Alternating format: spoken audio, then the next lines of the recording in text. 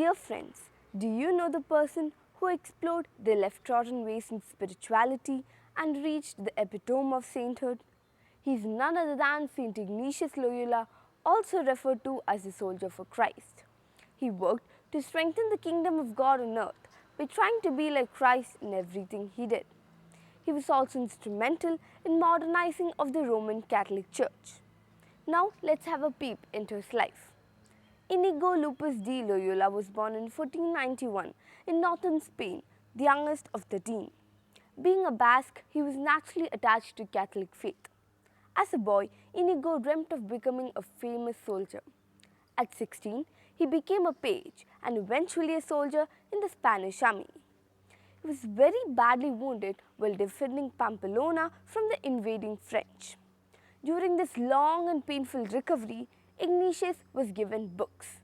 Two of the books he read was about the life of Jesus and life of saints, titled The Golden Legends.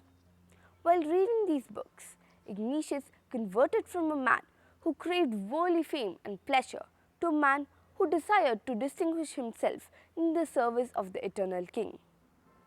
He gave his knightly arms to a lady at a shrine in Montserrat, and after a pilgrimage to Jerusalem, he thought the best way to serve God is to study for priesthood. While in the University of Paris, his manner of life, religious views and gift of leadership attracted followers.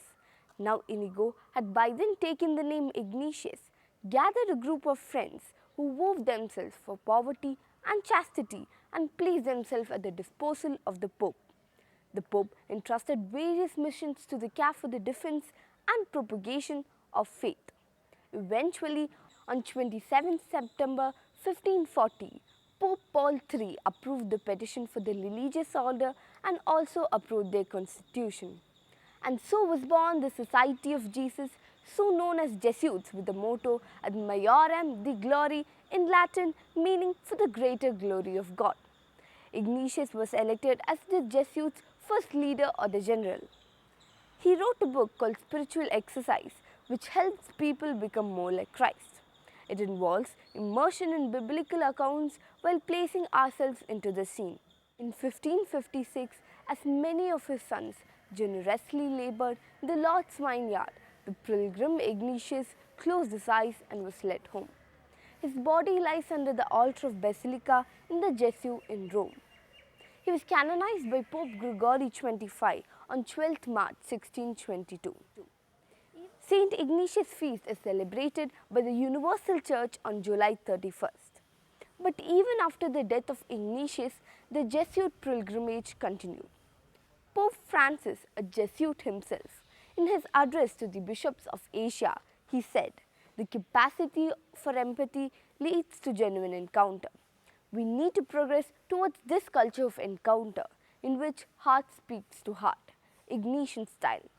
Today, there are Jesuits in every continent striving to fulfill the mission entrusted to them by God through the Holy Father and the superiors to be the apostles who will bring the good news to the ends of the earth.